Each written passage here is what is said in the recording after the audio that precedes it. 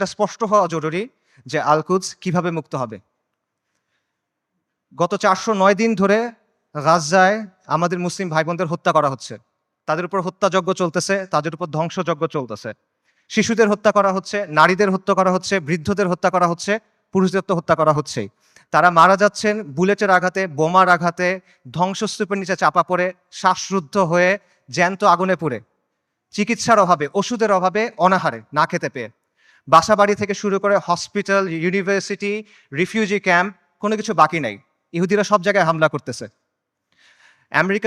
পৃথিবীর top medical journal the Landsat সেটা বলছে যে গাজায় প্রায় 2 লক্ষ মানুষ মারা গেছে, কিন্তু এই সংখ্যাটা নিশ্চিত করা যাচ্ছে না, কারণ লাশগুলো ধ্বংসস্তূপের নিচে চাপা পড়ে আছে। এবং এটা পুরো পৃথিবীর কাছে স্পষ্ট যে ইহুদিরা এখানে একটা গণহত্যা চালাচ্ছে, এথনিক ক্লেন্সিং করতেছে, জাতিগত নিধন এবং জেনোসাইড চালাচ্ছে তারা। খোদ ICJ, international court of justice, তারা বলছে গাজায় যেটা হচ্ছে এটা গণহত্যা হিসেবে কোয়ালিফাই করতে পারে। অ্যান্ড ইয়েট কেউ কিছু করে নাই। এটা সবার চোখের সামনে হচ্ছে, এটা কোনো পাথরের নিচে হচ্ছে না, কোনো গর্তের ভিতরে হচ্ছে না, কোনো অন্ধকার কোনায় হচ্ছে না। এটাকে বলা হচ্ছে the world's most televised genocide. এটা লাইভ স্ট্রিমিং হচ্ছে, আপনি চোখের সামনে দেখছেন কি হচ্ছে, আপনি লাইভ আপডেট পাচ্ছে, বাকি কেউ কিছু করে নাই। আন্তর্জাতিক আইন, মানবাধিকার, আন্তর্জাতিক সম্প্রদায়, জাতিসংঘ কেউ কিছু করে নাই, তারা এখানে নিষ্ক্রিয় দর্শক। আর পশ্চিমা বিশ্ব, আমেরিকা, ইউরোপ, তারা সক্রিয়ভাবে এই গণহত্যায় মদত দিচ্ছে। তারা ইসরায়েলকে অস্ত্র দিচ্ছে, তারা ইসরায়েলকে ফিনান্সিয়ালি হেল্প করতেছে, এবং তারা ইসরায়েলকে কূটনৈতিকভাবে হেল্প করতেছে। আর মুসলিম বিশ্বের মুসলিম বিশ্বের শাসকদের কি অবস্থা? তাদের অবস্থা হলো তারা একদিকে কিছু বিবৃতি দিচ্ছে, আর পেছনে তলে তলে তারা ইসরায়েলের সাথে নর্মালাইজেশন করতেছে। এটা হলো বাস্তবতা। এবং এই সব কিছুর পরে যে কথা, সেটা হলো মসজিদ আল আকসা আজকে বনু ইসরায়েলের দখলে। এটা হলো বাস্তবতা। কালকে যদি বনু ইসরায়েল মসজিদ আল আকসা ধ্বংস করে দেয়, কালকে যদি তারা ওখানে থার্ড টেম্পল বানানো শুরু করে, তাদের তৃতীয় মন্দির বানানো শুরু করে, কে কি করবে বলেন? যাদের কথা এতক্ষণ বললাম, এরা কে কি করবে? কেউ কিচ্ছু করবে না। এটা বাস্তবতা। খালাস, এর চেয়ে খারাপ আর কোনো পরিস্থিতি হইতে পারে না। কাজেই এই অবস্থায় এই প্রশ্নের উত্তরটা আমাদের কাছে স্পষ্ট হওয়া দরকার যে আল কুদসের মুক্তি কোন পথে। এবং এই প্রশ্নের উত্তর কঠিন না, এই প্রশ্নটাও সহজ, প্রশ্নের উত্তরও সহজ। আল্লাহ আজ্জা ওয়া জাল কোরআনে এই প্রশ্নের উত্তর দিয়ে দিয়েছেন। আমাদের ইতিহাস থেকে এই প্রশ্নের উত্তর স্পষ্ট, এবং এই সময়েও, এই যুগেও, সাম্প্রতিক সময়েও এই প্রশ্নের উত্তর অনেকে আমাদের কাছে স্পষ্ট করে দিয়েছেন। কিন্তু স্পষ্ট উত্তর, সহজ উত্তর আমরা সহজে মানতে পারি না।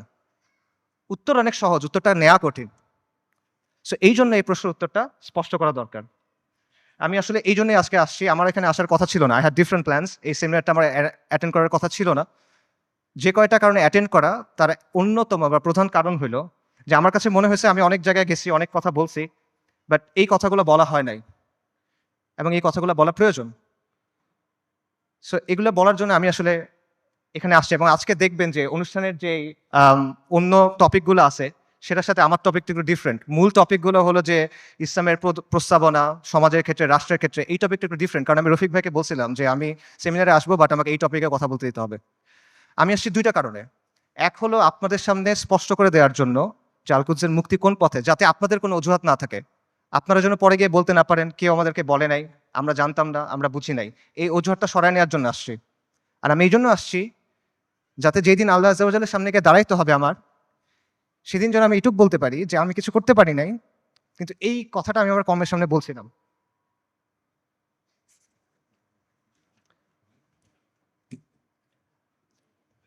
আল কুদসের মুক্তি কোন পথে, এই আলোচনাটা ঢুকার আগে কয়েকটা বিষয় একটু ক্লিয়ার করা দরকার। একটা বিষয় হলো যে শত্রুর নির্মমতা বা শত্রুর নিষ্ঠুরতা, এটা আসলে এখানে মূল সমস্যা না। কারণ এর চেয়েও নির্মম, এর চেয়েও নিষ্ঠুর ঘটনা আমাদের ইতিহাসে ঘটছে, এই উম্মার সাথেই ঘটছে। প্রথম ক্রুসেডের কথা চিন্তা করেন, যখন ক্রুসেডাররা জেরুজালেম দখল করে নিল 1099 সালের জুলাইয়ের 15 তারিখ, আজকে থেকে 925 বছর আগের কথা। খ্রিস্টান ইতিহাসবিদরা লিখছে যে তারা এমনভাবে ম্যাসাকার করছে যে রাস্তায় কিছু কিছু জায়গায় পায়ের গোলারি পর্যন্ত মানুষের রক্ত ছিল, আর কিছু কিছু জায়গায় রক্ত ছিল হাঁটু পর্যন্ত, মুসলিমদের রক্ত। এবং তারা জেরুজালেম পর্যন্ত যাওয়ার সময় যতগুলো শহর পার হয়েছে, প্রত্যেকটা শহরে ম্যাসাকার করছে, রেপ করছে, লুট করছে, আর্সন করছে, আগুন লাগাই দিছে। এবং এখানেই শেষ না, তারা ক্যানিবালিজম করছে। ক্যানিবালিজম বুঝেন? মানুষের মাংস খাওয়া। এটা ঐতিহাসিকভাবে প্রমাণিত। সিরিয়ার উত্তর পশ্চিমে একটা শহর আছে আল মারাতুন নুমান। এই শহরে 1098 সালে খ্রিশ্চিয়ান হিস্টোরিয়ানদের লেখার মধ্যে আসে যে তারা মুসলিমদের লাশ সিদ্ধ করে খাইছে, বড়দের লাশ, প্রাপ্তবয়স্কদের লাশ এবং শিশুদের লাশ স্পিড রোস্ট করছে। স্পিড রোস্ট মানে বোঝেন, একটা বড় লোহার শিক থাকে, সেই শিকের মধ্যে একটা জন্তুকে এফর ওফর করা হয়, মনে করেন একটা কবুতর বা একটা মুরগি, তারপর এটা আগুনের উপর ঝুলানো হয় শিকটা, তারপর এটা ঘুরানো হয়, তখন আগুনটা ঝলসায় মাংসটা রান্না হয়। আপনারা অনেক সময় দেখবেন যে গ্রিল চিকেন এভাবে রান্না করে, এইভাবে মুসলিমদের শিশুদের রান্না করে খাইছে। আমি বানায় বলতেছি না, ক্যানিবলস অ্যান্ড ক্রুসেডার্স একাডেমিক পেপার আছে, খুঁজে দেখেন, সেখানে প্রাইমারি সোর্স দেওয়া আছে, 12টা খ্রিশ্চিয়ান সোর্স থেকে এটা প্রমাণিত। এই ঘটনা আমাদের সাথে ঘটছে। তাতারদের কথা চিন্তা করেন, বলা হয় যে মঙ্গলরা যখন বাগদাদ আক্রমণ করছিল 40 দিন পর্যন্ত মুসলিমদের হত্যা করছে। দজলা নদীর পানি লাল আর কালো হয়ে গেছে।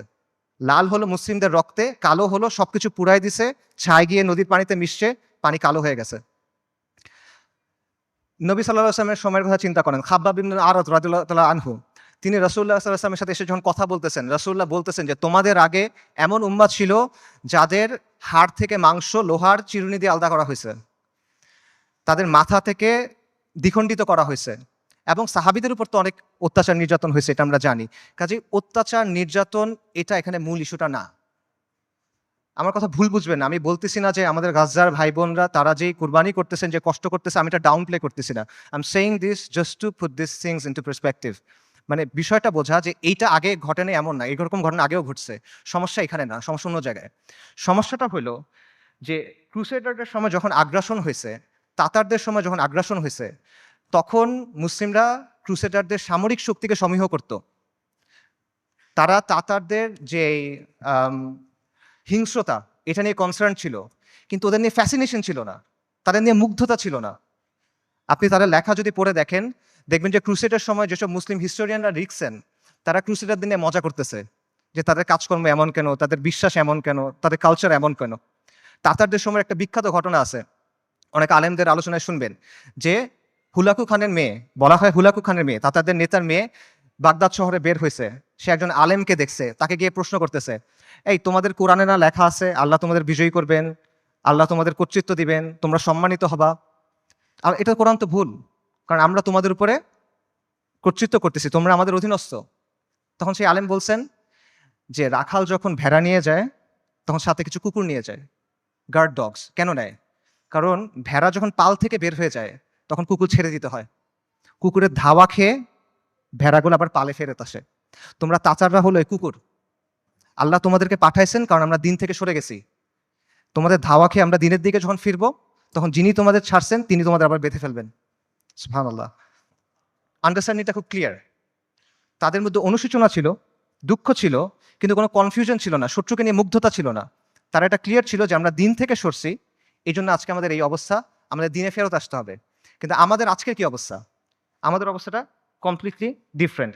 যারা আমাদেরকে হত্যা করতেছে, যারা আমাদের উপর আগ্রাসন চালাচ্ছে, তাদের নিয়ে আমাদের মধ্যে মুগ্ধতা কাজ করে, তাদের নিয়ে আমাদের মধ্যে ফ্যাসিনেশন কাজ করে, এবং আমরা মনে করি যে আমরা আরো বেশি করে কুফারের মতো হইতে হবে, আমাদের কুফারের অনুকরণ করতে হবে, তাহলে মনে হয় আমরা জিততে পারবো, তাহলে মনে হয় আমাদের দুরবস্থা যাবে। এবং আমরা মনে করি যে কুফারের যে তন্ত্রমন্ত্র আছে, কুফারের যে বাদ মতবাদ আছে, এগুলোর মাধ্যমে মনে হয় দিনের খেদমত হবে। আমরা এটা চিন্তা করতেছি। এগুলো কেন হচ্ছে? কারণ শত্রুর দিন নিয়ে আমাদের মধ্যে মুগ্ধতা আছে, আর আমাদের দিন নিয়ে আমাদের মধ্যে আছে হীনম্মন্যতা। ইবনু খালদুন একটা কথা বলছেন যে the vanquish always imitates the victor. যারা পরাজিত জাতি তারা সবসময় বিজয়ী জাতির অনুকরণ করে। এক্স্যাক্টলি সেম জিনিসটা এখানে হচ্ছে। ক্রুসেডের সময়, মঙ্গলদের আগ্রাসনের সময় আমরা সামরিক এবং রাজনৈতিকভাবে পরাজিত ছিলাম, কিন্তু আদর্শিকভাবে পরাজিত ছিলাম না। এখন আমরা সামরিক রাজনৈতিকভাবে পরাজিত, আমরা আদর্শিকভাবে পরাজিত, আমরা মনস্তাত্ত্বিকভাবে পরাজিত। এই কারণে সহজ যে উত্তর, সহজ যে সমাধান, এটা আমরা গ্রহণ করতে পারি না। আল-কুদসের মুক্তি কোন পথে হবে? আল-কুদসের মুক্তি হবে জিহাদের মাধ্যমে, কিতালের মাধ্যমে, তরবারির ধারালো অগ্রভাগ দিয়ে আল-কুদস মুক্ত হবে, আর কোনো কিছু দিয়ে হবে না। আল্লাহ আযজা ওয়া জাল কোরআনে বলছেন আল-কুদসের জন্য আপনার করণীয় কি?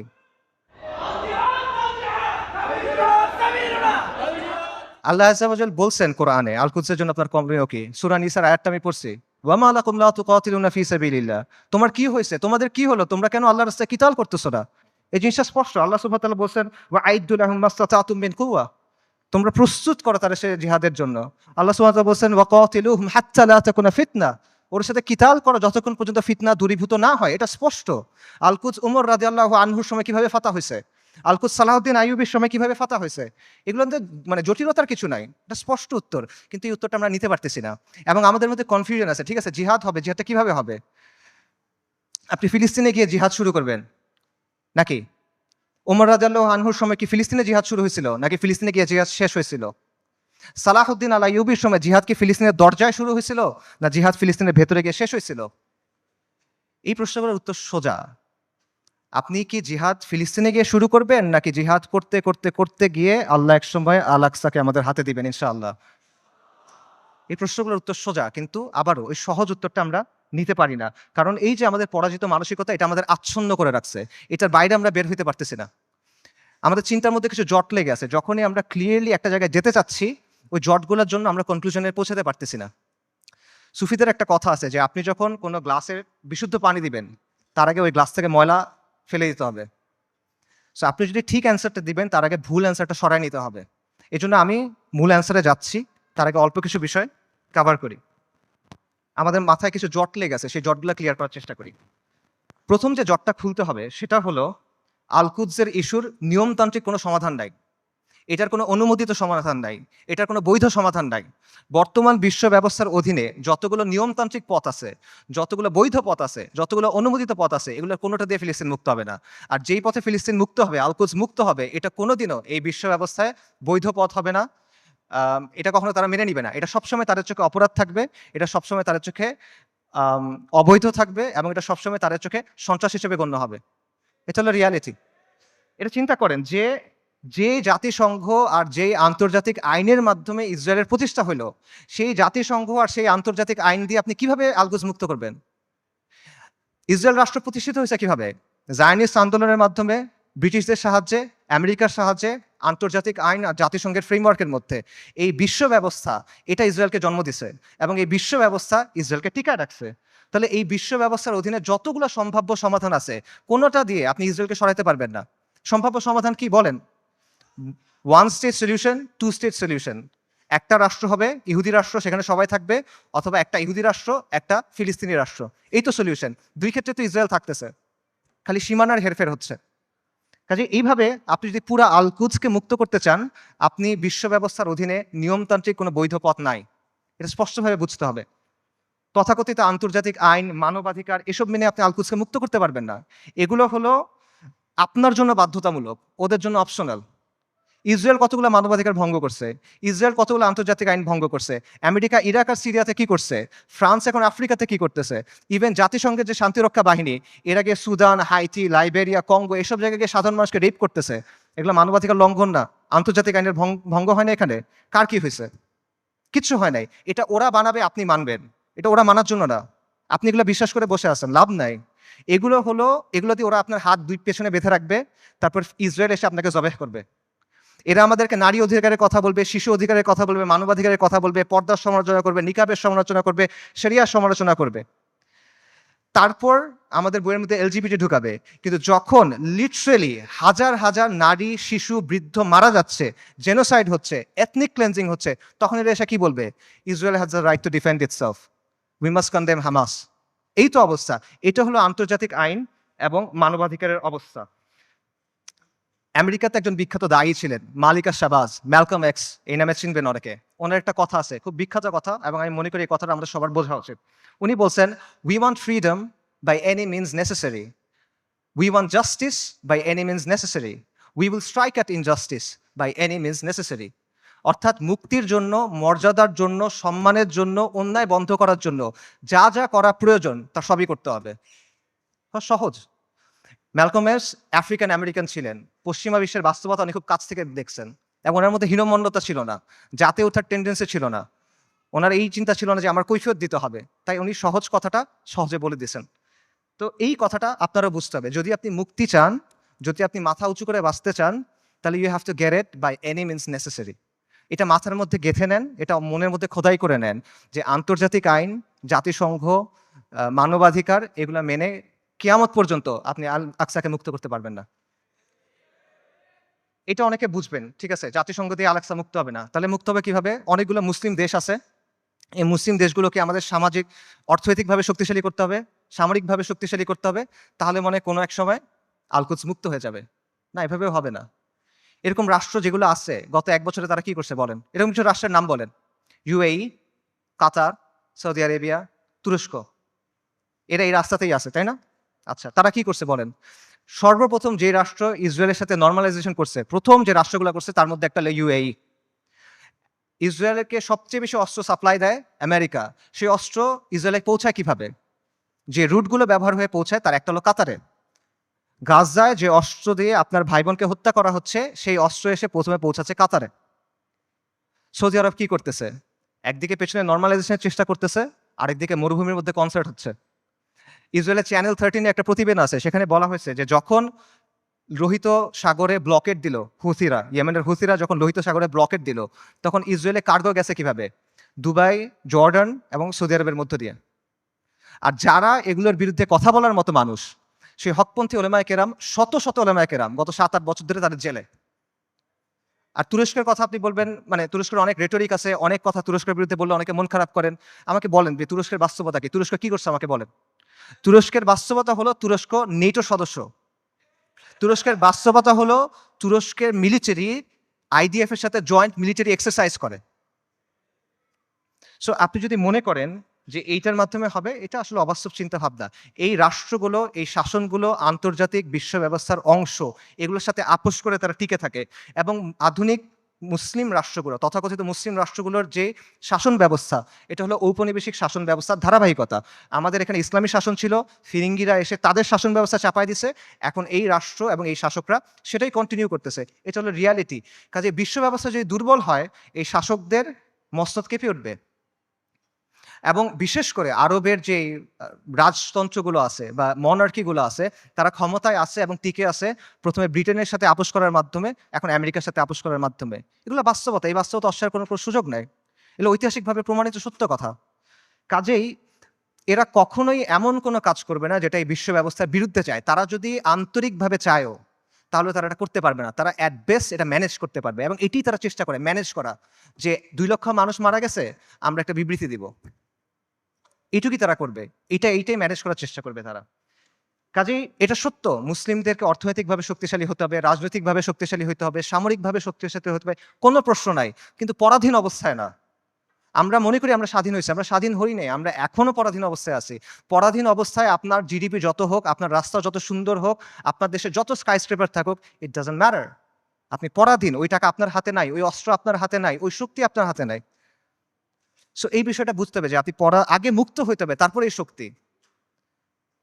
এবং এখানে আরেকটা পজিশন আছে, অনেকে যেটা মনে করেন যে ঠিক আছে, জাতিসংঘ দিয়ে হবে না, মুসলিম রাষ্ট্র দিয়ে হবে না, কিন্তু মুসলিম সেনাবাহিনীগুলো দিয়ে হবে।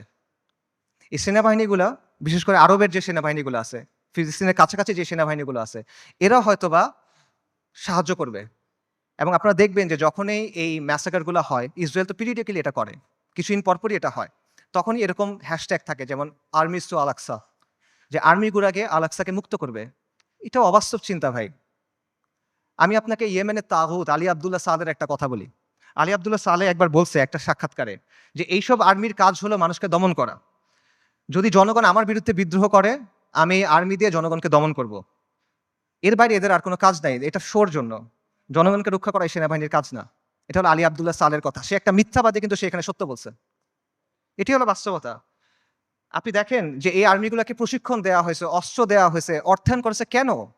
এই আরব শাসকদের মসনদ টিকায় রাখার জন্য এবং মুসলিমদের পায়ের নিচে রাখার জন্য, ইসলামকে দমন করার জন্য। এটা হলো বাস্তবতা। এবং এই আর্মিগুলো আসলে যাবে কেমনে আলাক্সা পর্যন্ত বলেন তো?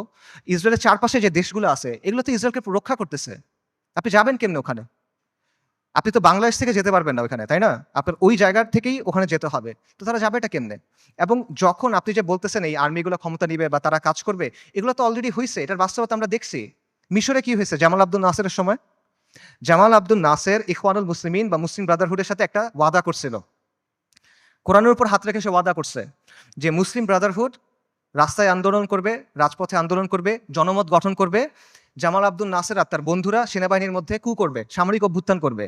তারপর তারা ক্ষমতায় যাবে, ক্ষমতায় গিয়ে কোরআনের শাসন প্রতিষ্ঠা করবে। কোরআনের উপর হাত রেখে ওয়াদা করছে, কু হয়েছে, মুসলিম ব্রাদারহুড তার ওয়াদা পূরণ করছে, সে ক্ষমতায় গেছে, ক্ষমতায় গিয়ে কি করছে, গায়রুল্লাহর আইন দিয়ে শাসন করছে, মুসলিম ব্রাদারহুডকে জবে করছে, উস্তাদ সাইদ কুতুব রাহিমুল্লাহ সহ অনেক মানুষকে তারা শহীদ করে দিছে।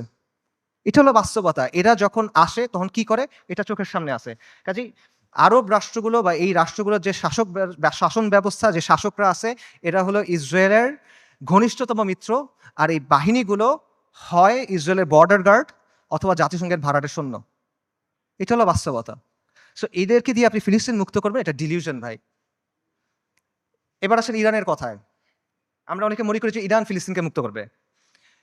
আল-কুদসের মুক্তি ইরানের মূল উদ্দেশ্য না। ইরানের মূল উদ্দেশ্য হলো মধ্যপ্রাচ্যে শিয়াদের যে ক্ষমতা, এটা বৃদ্ধি করা, শিয়া অ্যাক্সিস বলে যেটাকে।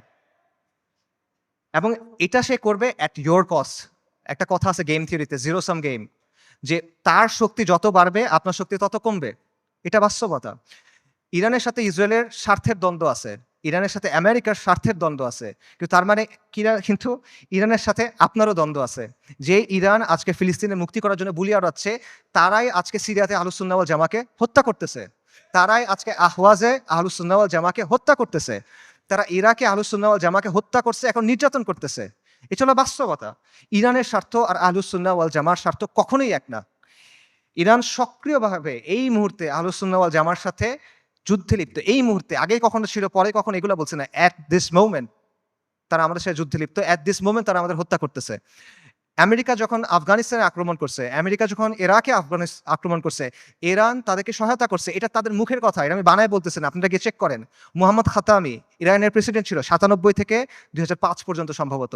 তার একটা বক্তব্য আছে যে তালিবানের বিরুদ্ধে আমরা আমেরিকাকে সাহায্য করছি, স্পষ্ট বক্তব্য আছে তাদের। এগুলো লুকোছাপার কিছু না। এবং সবচেয়ে বড় যে বিষয়টা, ইরানের ব্যাপারে সতর্ক হওয়ার সবচেয়ে বড় কারণ হলো যে তাদের সাথে আমাদের আকীদার দ্বন্দ্ব আছে, তাওহীদের ব্যাপারে দ্বন্দ্ব আছে। তারা আল্লাহর উলুহিয়াত, আল্লাহর রুবুবিয়াত, আল্লাহর সিফাতের ব্যাপারে শিরক করে। তারা আমাদের মা আয়েশা রাদিয়াল্লাহু তাআলা আনহার ব্যাপারে জঘন্য কথা বলে, যেটা কোনোদিন কিয়ামত পর্যন্ত মানা সম্ভব না আমাদের পক্ষে। তারা সাহাবায়ে কেরাম রাদিয়াল্লাহু তাআলা আনহুম আজমাইনকে তাকফির করে, এটা কোনোদিন পর্যন্ত মানা সম্ভব না। এগুলো কোনো ফুরুই বিষয় না ভাই। এই জিনিস মেনে আপনি কোনো কিছু করতে পারবেন না। আল্লাহ আল কুদসকে এই শিরকের সাথে এই করে আপনি মুক্ত করতে পারবেন না। ইরানকে আপনার দেখতে হবে ক্রুসেডের সময়ে উবাইদি সাম্রাজ্যের মতো করে। ক্রুসেডের সময়ে একটা সাম্রাজ্য ছিল, উবাইদি সাম্রাজ্য। এটাকে আপনারা অনেকে ফাতেমি খিলাফত নামে চিনেন। এরা আকিদাতে ছিল ইসমাইলি শিয়া, মানে ইমামি শিয়াদের চেয়েও খারাপ, বাতেনি এরা, ইসমাইলি শিয়া।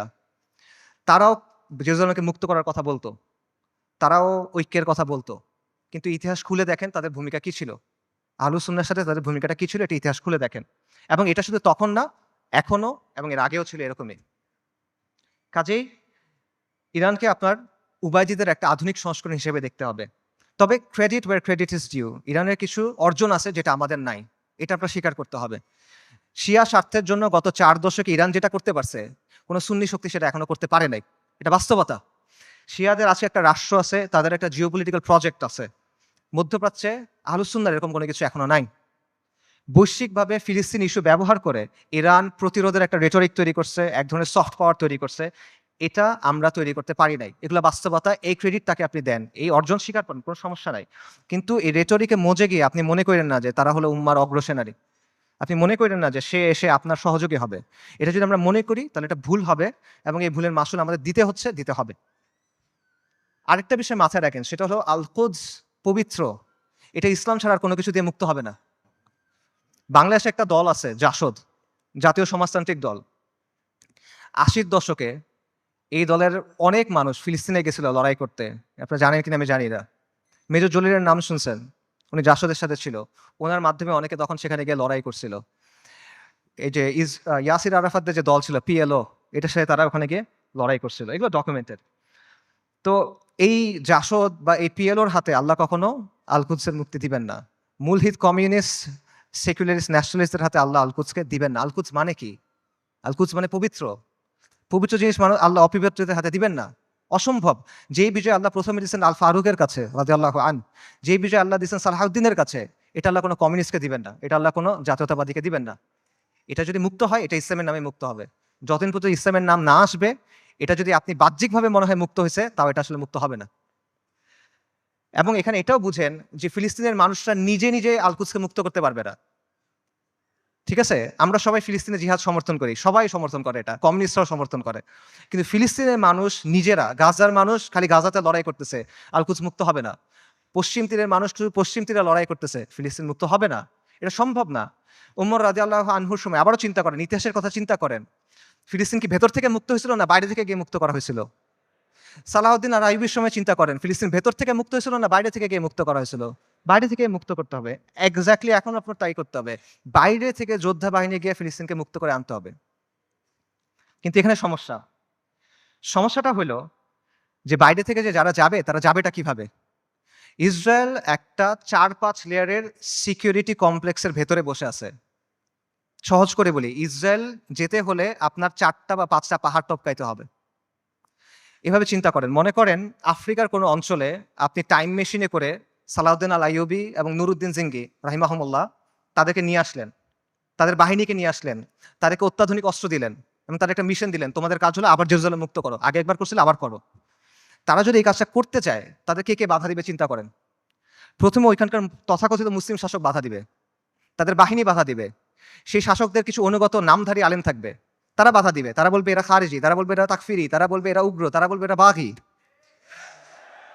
এগুলো বলে অনেকে মাইন্ড করেন, এগুলো বাস্তবতা। আপনারা ভিডিও দেখেন, মিশরের এক বিখ্যাত মুফতি, নাম বললে সবাই চিনবেন, এই বিখ্যাত মুফতি বলছে যে অক্টোবর 7 তারিখ যে আক্রমণ করা হয়েছে এটা খারিজিদের মতো আক্রমণ হয়েছে, এবং এটা যাদের সামনে বলছে সেই তরুণরা তাকে ভয়ঙ্কর অ্যাগ্রেসিভ একটা স্লোগান দিছে, তখন গালি দিছে বেসিক্যালি, আমি বলতে চাচ্ছি না, আপনাকে ইউটিউবে খুঁজে দেখেন, এগুলো বাস্তবতা। প্রথমে ওই শাসকরা এবং তার বাহিনীরা তাদেরকে বাধা দিবে, তারপর তাদের অনুগত নামধারী আলেমরা, হকপন্থী আলেম অবশ্যই না, নামধারী আলেমরা বাধা দিবে। তারপর কি হবে? তারপর আন্তর্জাতিক বিশ্ব আসবে, এসে স্যাংশন দেওয়ার চেষ্টা করবে, নিন্দা প্রস্তাব জানাবে। তারপর যদি কোনোভাবে তারা আগাইতে পারে, তাদের গিয়ে মোকাবেলা করতে হবে কাদের সাথে?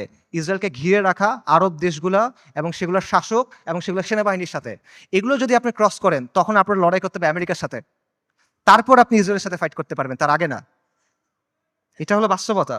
আজকে যদি কোনো সুন্নি রাজনৈতিক শক্তি তৈরি হয়, মনে করেন উত্তর পূর্ব আফ্রিকাতে কোনো সুন্নি দল ইসলামী ইমারত কায়েম করলো, তারা এখন আল কুদস পর্যন্ত যাইতে চায়, তাদেরকে এই 4-5টা পাহাড় টপকায় ওখানে যেতে হবে। কাজেই আল কুদসের মুক্তির যে ইস্যু, এটা কোনো নির্দিষ্ট অঞ্চলের ইস্যু না, এটা কোনো লোকাল ইস্যু না, এটা একটা গ্লোবাল ইস্যু। এটার সম্পর্ক পুরো বিশ্ব ব্যবস্থার সাথে। এবং আপনি চিন্তা করে দেখেন যে ইসরায়েল রাষ্ট্র অস্তিত্ব আসলো কিভাবে। 1947 সালে যখন দ্বিতীয় বিশ্বযুদ্ধ শেষ হইল, যখন মিত্রবাহিনী যুদ্ধে জিতলো, যখন আমেরিকার নেতৃত্বে নতুন বিশ্ব ব্যবস্থা তৈরি হলো, তখন ইসরায়েল রাষ্ট্রের জন্ম হয়েছে। কাজেই যেই আল কুদস দখল হওয়ার সাথে ইসরায়েল রাষ্ট্র প্রতিষ্ঠিত হওয়ার সাথে সম্পর্ক এই বিশ্ব ব্যবস্থার। কাজে আপনি যদি আল কুদসকে মুক্ত করতে চান, আপনি যদি ইসরায়েলের মোকাবেলা করতে চান, এই বিশ্ব ব্যবস্থাকে আপনার পরাজিত করতে হবে। এর সহজ কোনো উপায় নেই আসলে। আর যখন আপনি বিশ্ব ব্যবস্থাকে চেঞ্জ করতে যাবেন, ওটা কিরকম হবে? এটাকে একটা নিট অ্যান্ড ক্লিন প্রক্রিয়া হবে? সহজ প্রক্রিয়া হবে না, একটা রক্তাক্ত প্রক্রিয়া হবে, ব্রুটাল প্রক্রিয়া হবে। পরিবর্তন যত বেশি হয়, সেটা তত বেশি প্রক্রিয়াটা, পদ্ধতিটা তত বেশি রুক্ষ হয়, তত বেশি কঠিন হয়। এটা হলো বাস্তবতা। পৃথিবীর ইতিহাসে কোনো পলিটিক্যাল সিস্টেমের পরিবর্তন শান্তিপূর্ণভাবে হয় নাই। পলিটিক্যাল সিস্টেম, আপনি একটা ওয়ার্ল্ড সিস্টেমের কথা বলতেছেন, ওয়ার্ল্ড অর্ডারের কথা বলতেছেন, এটা শান্তিপূর্ণভাবে হবে না। কিন্তু আমরা এভাবেই চিন্তা করি। আমি চিন্তা করি আমার চাকরি ঠিক থাকবে, আমার ক্যারিয়ার ঠিক থাকবে, আমার স্ট্যান্ডার্ড অফ লিভিং ঠিক থাকবে, সব কিছু ঠিক থাকবে, জিডিপি ঠিক থাকবে, আমার দেশের ইনকাম পার ক্যাপিটা ঠিক থাকবে, মাঝখান দিয়ে আল কুদস মুক্ত হয়ে যাবে। এভাবে হবে না। আপনার আমাদের সবাইকে কুরবানি করতে হবে। এটা সস্তা কিছু না ভাই। এটা আপনি সেকুলার ইতিহাস দেখেন, ওয়াহির আলোকে দেখেন, আকলের দিক দিয়ে দেখেন, বাস্তবতার আলোকে দেখেন, আপনি এভাবে মুক্ত করতে পারবেন না। এই পুরো বিশ্ব ব্যবস্থার পরিবর্তনের সাথে এটা জড়িত। আমি সামারি করি। আমি অনেকগুলো না না না না বললাম, সেই নাগুলো সামারি করি। বর্তমান বিশ্ব ব্যবস্থার অনুমোদিত কোনো পথে আল কুদস মুক্ত হবে না। জাতিসংঘ, আন্তর্জাতিক আইন, মানবাধিকার, এগুলো দিয়ে আল কুদস মুক্ত হবে না। মুসলিম বিশ্বের শাসক এবং তাদের অধীনস্থ যে সেনাবাহিনী, এদেরকে দিয়ে আল কুদস মুক্ত হবে না। ইরানের যে অক্ষ, এটার মাধ্যমে আল কুদস মুক্ত হবে না। আল কুদসের অধিবাসীরা একা একা নিজেরা চেষ্টা করে ভেতর থেকে আল কুদসকে মুক্ত করতে পারবে না, তাকে অবশ্যই বাইরে থেকে হেল্প করতে হবে। কিন্তু বাইরে থেকে কেউ যদি হেল্প করতে যায়, তারা 4 থেকে 5টা পাহাড় ডিঙায় যেতে হবে। কাজে ফিলিস্তিনের মুক্তির বিষয়টা এই বিশ্ব ব্যবস্থার পরিবর্তন করা বা বিশ্ব ব্যবস্থাকে দুর্বল করার সাথে সম্পর্কিত। আল কুদসকে মুক্ত করতে হলে অবশ্যই এই বিশ্ব ব্যবস্থাকে দুর্বল হইতে হবে, নইলে এটা সম্ভব না, ইল্লা মাশা আল্লাহ। এবং অবধারিতভাবে এই ক্ষেত্রে আপনার অরাজকতা, অস্থিতিশীলতা এবং রক্তক্ষয়ী একটা প্রক্রিয়ার মধ্যে যেতে হবে। এগুলো হলো বাস্তবতা। তাহলে আল কুদসের মুক্তি কিভাবে, সমাধান কিভাবে? আমি বলছি আল-কুদসের মুক্তি কিতালের মাধ্যমে, জিহাদের মাধ্যমে। এটা আপনারাও জানতেন অনেকে। আজকে এখানে আসার আগে আপনারা অনেকেই এটা মনে করতেন যে হ্যাঁ, জিহাদের মাধ্যমে আল-কুদস মুক্ত হবে। শুধু আপনারা না, যেই ছেলেটা মদ খায়, যে মেয়েটা বয়ফ্রেন্ড নিয়ে ঘুরে, সেও দেখেন মনে করে যে আল-কুদস যুদ্ধের মাধ্যমে মুক্তি হবে। আমেরিকার যে কমিউনিস্টরা আছে, যে এলজিবিটি অ্যাক্টিভিস্টরা আছে, এদের মধ্যে অনেকে মনে করে আল-কুদস যুদ্ধ ছাড়া মুক্ত হবে না। আপনারা দেখবেন যে ওদের অনেকে স্লোগান দেয়, "from the river to the sea, Palestine will be free." তারা এটা বলে। তারা মনে করে ৭ই অক্টোবরের অ্যাটাককে তারা প্রশংসা করে। তারা মনে করে এটা হলো ডিকলোনাইজেশন হচ্ছে। ডিকলোনাইজেশনের সবচেয়ে ভালো রূপ এটা। তো তার বুঝ আর আপনার বুঝে তফাৎ কি? তফাৎটা হইলো যে আপনি মনে করছেন যুদ্ধ দিয়ে মুক্ত হবে। আপনার কাছে উত্তরটা আছে, আপনার কাছে গন্তব্যটা আছে। কিন্তু গন্তব্য পর্যন্ত কিভাবে যাবেন এটা আপনি জানেন না। আপনি একটা অঙ্কের উত্তরটা আপনি মুখস্থ জানেন বা কেউ আপনাকে বলে দিছে, আপনি এটা লিখছেন, কিন্তু আপনি অঙ্কটা মিলায় আনতে পারতেছেন না। এটা হলো সমস্যাটা। সো এই কথাগুলো এতক্ষণ আমি যেটা বললাম যে আমি যে বললাম এভাবে হবে না, এভাবে হবে না, এভাবে হবে না, এটার বলার কারণটা হলো ওই চিন্তার জটগুলো খুলে দেওয়া। যাতে করে আপনার চিন্তাটা স্পষ্ট হয়। আল-কুদসকে মুক্ত করতে হলে অবশ্যই জিহাদ করতে হবে এবং এটা একটা উম্মাহ কেন্দ্রিক প্রচেষ্টা হইতে হবে। এটা কোনো নির্দিষ্ট এক জায়গায় করে আপনি করতে পারবেন না। জিহাদটা শুরু ফিলিস্তিনে হবে না, এটা শেষটা ফিলিস্তিনে গিয়ে হবে। ইতিহাসে এভাবেই বারবার হয়েছে। ওমর ইবনুল খাত্তাবের সময় কি হয়েছিল চিন্তা করেন। সালাহউদ্দিন আল আইয়ুবের সময় কি হয়েছিল চিন্তা করেন। শুরুটা কখনোই ফিলিস্তিনে হয় নাই, শেষটা ফিলিস্তিনে গিয়ে হয়েছে। এবং এই জন্য প্রথমে মুসলিম মেজরিটি দেশগুলো আছে সেগুলোকে আপনার স্বাধীন করতে হবে। সেকুলার সিস্টেম থেকে বের হয়ে সেখানে ইসলামী শরিয়া আনতে হবে। We must replace this tyrannical puppets with men of God. মুত্তাকিদের দিয়ে ওই জায়গায় ইসলামী শরিয়া আনতে হবে, তা না হলে আপনি মুক্ত করতে পারবেন না। এটা হলো বাস্তবতা। এবং এই পরিবর্তনটা এটা একটা বৈপ্লবিক পরিবর্তন। এটা ব্যালট বক্স দিয়ে আসবে না, এটা কোনোদিনও ব্যালট বক্সে দিয়ে আসবে না। অনেক চেষ্টা করা হয়েছে, আসবে না। সেটা আফগানিস্তানে যেভাবে আসবে, সব জায়গায় এভাবে আসবে, এটা জরুরি না। স্থান, কাল, পাত্র, প্রেক্ষাপট ভেদে পরিবর্তন আসতে পারে, কিন্তু পরিবর্তনটা বৈপ্লবিক হইতে হবে। এটা আপোষের কোনো পরিবর্তন হইলে হবে না। এবং মূল বিষয়টা সিম্পল। কিছু ভূখণ্ডের উপর আহলুস সুন্নাহ ওয়াল জামাত তামকিন লাগবে, শাসন কর্তৃত্ব লাগবে। তারপর সেই ভূখণ্ডগুলোকে ঘাঁটি হিসেবে ব্যবহার করে আপনাকে সামরিক শক্তি তৈরি করতে হবে। তারপর ধাপে ধাপে জিহাদের মাধ্যমে আল-কুদসকে মুক্ত করতে পারবেন। এটা হলো অ্যান্সার। এবং এই তামকিন অর্জনের কাজটা সব মুসলিম ভূখণ্ডে আপনি একসাথে করতে পারবেন না, কারণ সব মুসলিম ভূখণ্ডের অবস্থা এক না। আপনি চিন্তা করেন, বাংলাদেশে ইসলামী ইমারত হওয়া আর সিরিয়াতে ইসলামী ইমারত হওয়া কখনো একরকম না। বাংলাদেশ আর ইসরায়েলের মধ্যে বা আল-কুদসের মধ্যে ৬টা দেশ আছে: Jordan, Iraq, Iran, Afghanistan, Pakistan এবং মোদির ভারত। আনরিয়েলিস্টিক, আপনি ওখান থেকে কোনো যেতে পারবেন না। কিন্তু সিরিয়ার সাথে ডিরেক্ট বর্ডার আছে। কাজেই এই বাস্তবতা বুঝতে হবে যে কোন জায়গায় ফোকাস করতে হবে, কোনভাবে কাজ করতে হবে। তবে মূল সমাধান ওই জায়গাতেই, যেটা আমি আবারও বলতেছি, আল-কুদসের নিকটবর্তী মুসলিম ভূখণ্ডে তামকিন অর্জন করতে হবে, শাসন কর্তৃত্ব অর্জন করতে হবে। তারপর সেগুলোকে কেন্দ্র হিসেবে ব্যবহার করে সামরিক শক্তি বৃদ্ধি করতে হবে। তারপর ধাপে ধাপে জিহাদের মাধ্যমে আল-আকসার দরজায় গিয়ে পৌঁছাতে হবে। এটা আপনাদের অনেকের কাছে মনে হতে পারে যে ফ্যান্টাসি, আপনাদের অনেকের কাছে মনে হতে পারে যে এটা অনেক কঠিন একটা সলিউশন, কিন্তু এটাই সবচেয়ে প্র্যাগম্যাটিক সলিউশন। এবং এটার উদাহরণ ইতিহাস থেকে আছে। আমি আবারও বলতেছি, উমর রাদিয়াল্লাহু আনহুর সময় চিন্তা করেন কিভাবে মুসলিমরা আল-আকসা মুক্ত করছিল। প্রথমে মদিনার উপরে শাসন কর্তৃত্ব, তামকিন, তারপর জাজিরাতুল আরবের উপরে, তারপর সিরিয়ার কিছু অঞ্চলে, তারপর আল-আকসায়। সালাউদ্দিন আইয়ুবীর সময় কিভাবে হয়েছে, সিরিয়ার কিছু অঞ্চলে, তারপর মিশরে, তারপর আল-আকসায়। এভাবেই হয়েছে।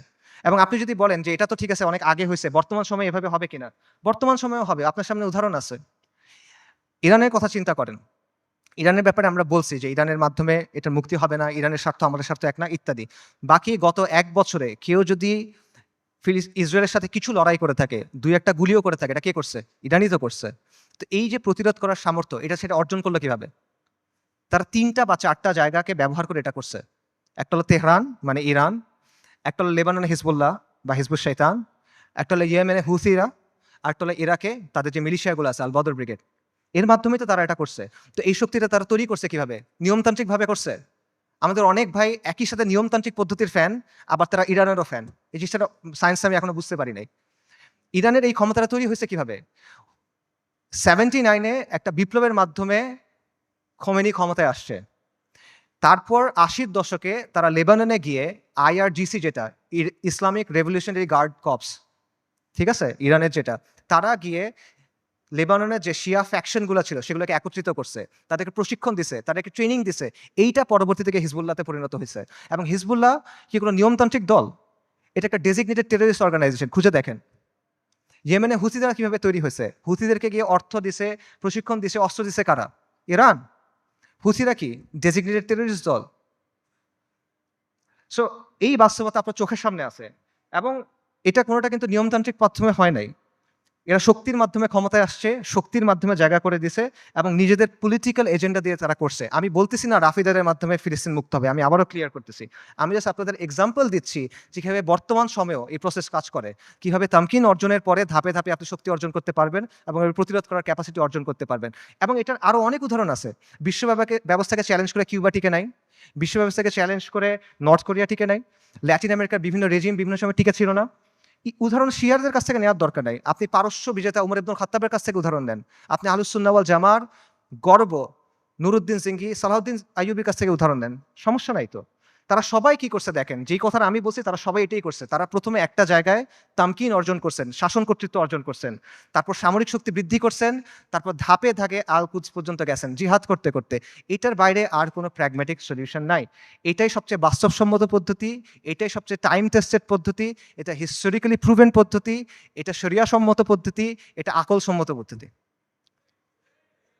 এটা কঠিন পদ্ধতি, এটা রুক্ষ পদ্ধতি, বিপদ সংকল পদ্ধতি, কোনো ডাউট নাই, এটা সহজ পথ না। কিন্তু সহজ পথ নেওয়ার নাম তো ভাই বাস্তববাদী হওয়া না। বাস্তববাদী হলো যেটা করা প্রয়োজন সেটা করা। আপনি একটা গন্তব্যে যাবেন, একটা সহজ পথ, একটা কঠিন পথ, সহজ পথ আপনাকে আরেক জায়গায় নিয়ে যাবে, আপনি ওটা নিলে তো হইল না। আমরা কিন্তু বাস্তববাদিতার নামে অতীতে অনেক পদ্ধতি গ্রহণ করছি, এখনো করে যাচ্ছি। এগুলো আমাদের কি দিছে ভাই, কি অর্জন দিছে আমাদের বলেন? জিল্লতি ছাড়া আমাদের কি অর্জন দিছে বলেন? এবং দিন থেকে আমরা সরে গেছি। আরো এক্সাম্পল দেখেন, চীনের কথা মনে করেন, চীন যে গ্লোবাল সুপার পাওয়ার হয়েছে কিভাবে হয়েছে ভাই? লিবারাল ডেমোক্রেসি মেনে হয়েছে, মানবাধিকার মেনে হয়েছে। একটা ভায়োলেন্ট রেভলিউশনের মাধ্যমে চাইনিজ কমিউনিস্ট পার্টি শাসন কর্তৃত্ব অর্জন করছে, তামকিন অর্জন করছে। তারপর একটা ওয়ান পার্টি স্টেট বানাইছে, ব্রুটালি শক্ত হাতে শাসন করছে, আজকে সে আমেরিকার কন্টেন্ডার হয়েছে। এটা বাস্তবতা ভাই। চীন, তারা কি বিশ্বাস করতে যে জনগণ সব ক্ষমতার উৎস? চীনের বিপ্লবের যাকে স্থপতি বলা হয় মাও সেতুং, তার একটা বিখ্যাত উক্তি আছে, সেটা হলো বন্দুকের নল ক্ষমতার উৎস। পাওয়ার comes from the barrel of the gun. এটা বাস্তবতা। এই বাস্তবতা, political power comes from the barrel of the gun, এটা দুনিয়ার বাস্তবতা। আপনি বাস্তবতা বুঝার পরে বাস্তবসম্মত পলিসি নিতে পারেন। এবং আপনাকে ওই যেটা বলছিলাম, এই পলিসি আপনার নিতে হবে বাস্তবতার নিরিখে, শরিয়ার আলোকে এবং নিজের সামর্থ্য অনুসারে, এবং আপনার শত্রুকে আপনার চিনতে হবে। আমরা শুরুতে হরমুজানের কথা বলছিলাম। মুসলিমদের শত্রুদের তুলনা হলো পাখির মতো, পাখির দুটা ডানা, দুটা পা, একটা মাথা। আজকে 1400 বছর পর্যন্ত ডানা একটা ভেঙে ফেলবেন আর একটা ডানা থেকে যাবে, দুটা ডানা ভেঙে ফেলবেন পা থেকে যাবে, মাথা কেটে ফেলবেন পাখি শেষ, রাইট? তা আজকে 1400 বছর পরে বাস্তবতা কি? মুসলিমদের শত্রুদের অবস্থা একটা পাখির মতো। এক ডানা নেটো, এক ডানা ইসরায়েল, দুই পা হলো এই আরব বিশ্বের শাসকেরা, মাথাকে আমেরিকা। ইসরায়েলকে সবচেয়ে বেশি সামরিক সমর্থন কে দেয়? আমেরিকা। ইসরায়েলকে সবচেয়ে বেশি অর্থনৈতিক সমর্থন কে দেয়? ইসরায়েলকে সবচেয়ে বেশি রাজনৈতিক সমর্থন কে দেয়? বারবার জাতিসংঘের সিকিউরিটি কাউন্সিলে ভেটো কে দেয়? এই শাসকদের মসনদ কে টিকায় রাখে? কাজেই আমেরিকাকে রাজি খুশি রেখে, আমেরিকার মনের মতো করে, আমেরিকার বানানো ছকে খেলে, তাদের ঠিক করা নিয়ম মেনে কোনোদিন পর আল কুদস মুক্ত হবে না। এটা পসিবল না। আপনার আমেরিকার কথা চিন্তা করেন, গত 1 বছর ধরে তাদের সাথে যেই ঘটনাগুলো ঘটতেছে সেগুলোর কথা চিন্তা করেন। আপনি ওই ছেলেটার কথা চিন্তা করেন, হাফেজ, আপনারা ভিডিও দেখছেন, রিফিউজি ক্যাম্পের ভিতরে আগুনে পড়ে মারা গেছে।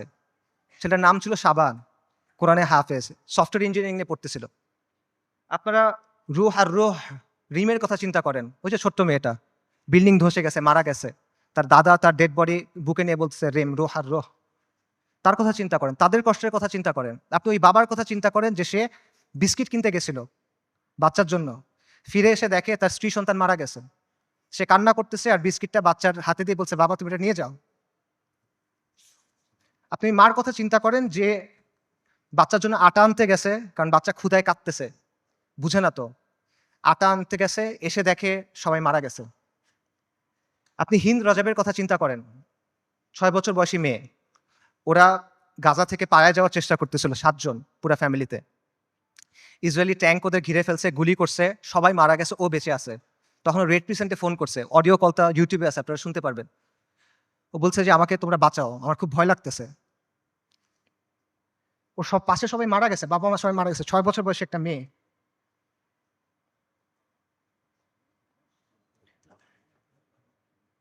এবং শেষ পর্যন্ত 12 দিন পরে ওর ডেড বডি যখন পাওয়া গেছে, দেখা গেছে ওর পুরো ফ্যামিলির ডেড বডি, আর ওর আশেপাশে যে প্যারামেডিকগুলা ওকে বাঁচাতে আসছিল তারাও মারা গেছে, তাদেরকে মেরে ফেলছে ইসরায়েলিরা। ওই 3 বোনের কথা চিন্তা করেন, 3 বোন 3টা ছবি। প্রথম ছবিটা হলো যুদ্ধের আগে, 3 বোন সেলফি তুলছে হাসি খুশি। পরের ছবিটা হলো যুদ্ধের সময়, 2 বোন, পেছনে ধ্বংসস্তূপ, 1 বোন মারা গেছে। পরের ছবি 1 বোন, তার হাতে একটা বড় পলিথিন, গার্বেজ ডিসপোজাল ব্যাগ আছে না, কালো রঙের বড় পলিথিন, ওরকম বড় পলিথিন। পলিথিনে কি? তার বোনের ডেড বডি, পুরা বডি নাই, ছিন্ন বিচ্ছিন্ন হয়ে গেছে ওই ডেড বডি। গাজায় একটা হসপিটাল আছে খান ইউনুস, খান ইউনুসে একটা অ্যাম্বুলেন্স আসছে, অ্যাম্বুলেন্স থেকে একটা বাচ্চা নামছে, 10-11 বছর বয়স, ওর কাছে একটা ব্যাকপ্যাক, ওখান থেকে রক্ত পড়তেছে। আল জাজিরা সাংবাদিক জিজ্ঞেস করছে যে এখানে তোমার এখান থেকে রক্ত পড়তেছে কেন, তোমার ব্যাগে কি? বলছে আমার ভাই।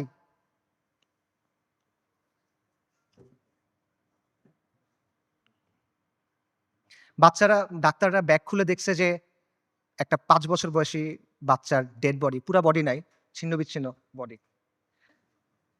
আপনারা ওই মার কথা চিন্তা করেন যে গেছে, যে তার পুরা ফ্যামিলি মারা গেছে, সে এসে জিজ্ঞেস করছে আমাকে লাশগুলা দাও, আমি দাফন কি করব? তাকে 3টা পলিথিন দিছে, কারণ ডেড বডি নাই, ছিন্ন বিচ্ছিন্ন হয়ে গেছে সব, 3টা পলিথিন দিছে। আপনারা ওই বাচ্চাটার কথা চিন্তা করেন, বিল্ডিং ধসে পড়ছে, খুলি ফেটে গেছে, কোটর থেকে চোখ বের হয়ে আসছে, এবং ওই নিষ্প্রাণ চোখ, এই নিষ্প্রাণ পৃথিবীর দিকে তাকায় আছে। এদের কষ্টের কথা চিন্তা করেন। এই কষ্ট শুধু তাদের, এই কষ্ট আমাদের না। আমরা না এক উম্মা, এক উম্মা এক দেহের মতো, এরকম না? আমাদের স্পষ্ট করে না ওই কষ্ট। এই যে এই কষ্টটা কি আমাদের যে কষ্টটা হবে তার চেয়ে বেশি কষ্ট? আমাদের যে কষ্ট ওটা কি এর চেয়ে বেশি কষ্ট? যদি এটা বেশি কষ্ট মনে হয় তাহলে আমি আরেকটা কষ্টের কথা বলি, এটা শোনেন। ওই দিনের কথা মনে করেন যেই দিন আল্লাহর সামনে আপনাকে দাঁড়াতে হবে। ইদা দুক্কাতিল আরদু আরদান দাক্কান দাক্কা ওয়া জাআ রাব্বুক ওয়াল মালাকু সাফফান সাফফা ওয়া জিআ ইয়াওমাইযিন বিজাহান্নাম। পৃথিবী চূর্ণ বিচূর্ণ হয়ে যাবে, বালির মতো হয়ে যাবে। আপনার প্রতিপালক আসবেন এবং মালাইকারা আসবে সারিবদ্ধভাবে, এবং জাহান্নামকে আপনার সামনে আনা হবে। ওই দিন আল্লাহ আপনাকে প্রশ্ন করবেন, আমাদেরকে প্রশ্ন করবেন, কি জবাব দিবেন আল্লাহকে বলেন? ফাইয়াউমাইযিন লা ইউআযযিবু আযাবাহু আহাদ ওয়া লা ইউথিকু ওয়াসাকাহু আহাদ। আল্লাহ ওই দিন যেভাবে আযাব দিবেন ওভাবে আর কেউ দেয়া নাই। আল্লাহ ওই দিন যেভাবে বাঁধবেন ওভাবে আর কেউ বাঁধে নাই। কি বলবেন আল্লাহকে তখন? আল্লাহ আপনাকে যদি জিজ্ঞেস করেন তুমি কি করছিলে, আপনি কি জবাব দিবেন বলেন? এই কষ্ট বেশি না দুনিয়াতে আপনার যে কষ্ট হবে সেটা বেশি? লা ইলাহা ইল্লাল্লাহ। এত কিছুর পরও দেখেন আল কুদসের মানুষ ঈমান, ইস্তিকামাত এবং সবরের কি দৃষ্টান্ত স্থাপন করছে। একজন বৃদ্ধা বলতেছে, আমাদের জান, মাল, সন্তান সবকিছু আল্লাহর জন্য কুরবান। মৃত্যু যদি আল কুদসের জন্য হয় তাহলে এটা সুন্দর মৃত্যু। ইনশাআল্লাহ কিয়ামত পর্যন্ত আমরা রিবাদ করে যাব। এটা সস্তা কিছু না, এটা রাসূলুল্লাহ সাল্লাল্লাহু আলাইহি ওয়াসাল্লামের ইসরা ওয়াল মিরাজের জায়গা। আমরা বাইতুল মাকদিসের অধিবাসীরা প্রস্তুতি আছি, কুরবানি করার জন্য প্রস্তুতি আছে, যত কুরবানি লাগে আমরা করব। ওই বাবার কথা চিন্তা করেন, হাসপাতালে একই দিনে 2 বাচ্চা মারা গেছে, 2 ছেলে মারা গেছে। উনি বলতেছেন আলহামদুলিল্লাহ, এটা জিহাদের ভূমি, এটা রিবাতের ভূমি, আমাদের যা কিছু আছে সব আল্লাহর জন্য। আল্লাহ আমাদের খালেক, উনি আমাদের তৈরি করছেন, উনি আমাদের পাঠাইছেন, উনি নিয়ে যাবেন, ওনার যা খুশি উনি করবেন, আমরা এটাতে খুশি, আমরা এটার উপর সবর করব। বান্দা যখন বিপদের মধ্যে পড়ে, ওলামায়ে কেরাম হাদিসের আলোকে বলছেন যে বান্দা যখন বিপদের মধ্যে পড়ে তখন আল্লাহ এটার মাধ্যমে তার সগীরা গুনাহগুলো মাফ করে দেন, অথবা তাকে পরিশুদ্ধ করেন, কারণ আল্লাহ তাকে আখিরাতে বড় পুরস্কার দিতে চান। আমি মনে করি আমাদের গাজার ভাই বোনদের সাথে, ফিলিস্তিনের ভাই বোনদের সাথে এই বিষয়টাই হইতেছে ইনশাআল্লাহ তাআলা। আল্লাহ তাদেরকে জান্নাতুল ফিরদৌস আলার জন্য প্রস্তুত করতেছেন। আমি মনে করি আল্লাহ এই বান্দাদের উপর রাজি খুশি হয়ে যাবেন ইনশাআল্লাহ তাআলা। লক্ষের উপরে শহীদ, আলহামদুলিল্লাহ, এটা উম্মতে মুহাম্মদের গর্ব। আমাদের মৃতরা জান্নাতে ইনশাআল্লাহ, ওদের মৃতরা জাহান্নামে। আল্লাহু মাওলানা ওয়ালা মাওলা লাহুম। ওই বৃদ্ধের কথা চিন্তা করেন যিনি ধ্বংসস্তূপের মাঝখানে দাঁড়ায় বলতেছেন আমরা আজও এখানে দাঁড়ায় আছি এবং আমরা এখান পর্যন্ত থাকবো। এই ভূখণ্ড বরকতময়, এই ভূখণ্ডের অধিবাসীরা বরকতময়। আমাদের চারপাশে চূড়ান্ত ধ্বংসযজ্ঞ হয়েছে, কিন্তু আমরা তাও এখান থেকে নড়বো না, আমরা আল্লাহর দিন থেকে নড়বো না। আমরা অটল পাহাড়ের মতো, আমরা উজ্জ্বল তারার মতো। এবং আমি বলবো যে হ্যাঁ, পুরা বিশ্ব সাক্ষ্য দিচ্ছে তারা ঈমানের ক্ষেত্রে অটল পাহাড়ের মতো। পুরা বিশ্ব সাক্ষ্য দিচ্ছে তারা ইস্তিকামাতের ক্ষেত্রে উজ্জ্বল তারার মতো, এবং পুরা বিশ্ব সাক্ষ্য দিচ্ছে আপনি এবং আমি কাপুরুষ। পুরা বিশ্ব সাক্ষ্য দিচ্ছে আপনি আর আমি অক্ষম। পুরা বিশ্ব সাক্ষ্য দিচ্ছে আপনি আর আমি নিষ্ক্রিয়। ইসরায়েলের এক ইসরায়েলের এক সোলজারের ভিডিও আছে, সে বলতেছে, ইংলিশে বলতেছে, আমেরিকান জিও। সে বলতেছে আমরা গাজাকে পরিষ্কার করতেছি, আমরা গাজাকে প্রস্তুত করতেছি, কারণ আমাদের রাজা আসবে, আমাদের মাসিহ আসবে, আমরা তাকে মুকুট পরানোর জন্য প্রস্তুত হচ্ছি, আমরা তৃতীয় মন্দির বানানোর জন্য প্রস্তুত হচ্ছি। তাদের মাসিহকে, আল মাসিহ আদ-দাজ্জাল। বনী ইসরাইল মসজিদ আল আকসার সামনে নাচতেছে, উল্লাস করতেছে, স্লোগান করতেছে, স্লোগান দিচ্ছে, তারা বলতেছে মুহাম্মদ মারা গেছে।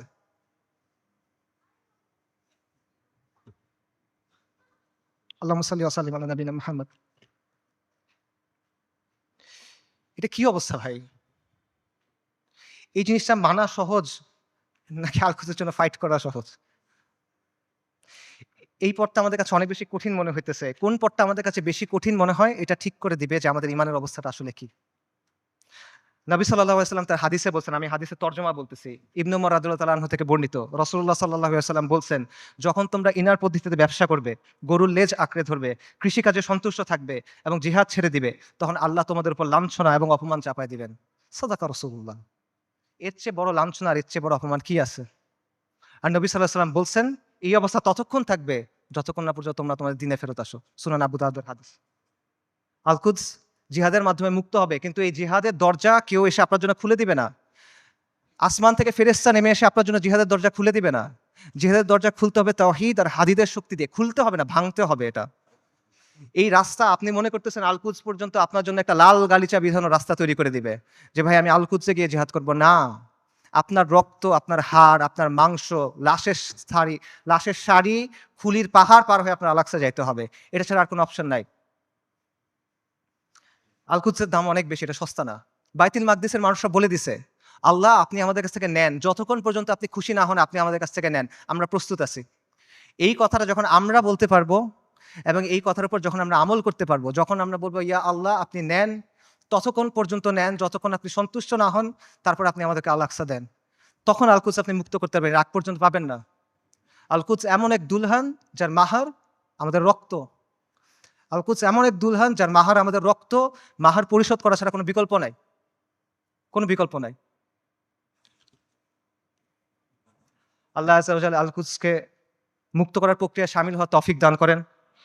আল্লাহ আমাদের তৌফিক দান করেন আল-কুদসকে মুক্ত করার। আল্লাহ আমাদের দুনিয়ার ভালোবাসার মৃত্যুকে অপছন্দ করার অসুখ থেকে মুক্ত করে দেন। আল্লাহ আমাদের মসজিদ আল আকসাতে সালাত আদায় করার তৌফিক দান করেন। আল্লাহ আমাদের চোখগুলোকে প্রশান্তি দেন। আল্লাহ আমাদেরকে খাইবারের মতো একটা দিন দেখান। আল্লাহ আমাদের বনু কুরাইযার মতো একটা দিন দেখান। আল্লাহ আমাদেরকে বনু কুরাইযার মতো একটা দিন দেখান। আল্লাহ আমাদের ক্ষমা করে দেন। আল্লাহ আমাদের মাফ করে দেন। আল্লাহ আমাদের নিফাক দূর করে দেন। আল্লাহ আমাদের নিষ্ক্রিয়তা দূর করে দেন। আল্লাহুম্মা মানসুরুল মুজাহিদিন ফি ফিলিস্তিন। আল্লাহুম্মা মানসুরুল মুজাহিদিন ফি গাজ্জা। আল্লাহুম্মা মানসুরুল মুজাহিদিন ফি বিলাদিশ শাম। আল্লাহুম্মা মানসুরুল মুজাহিদিন ফিল ইয়ামান। আল্লাহুম্মা মানসুরুল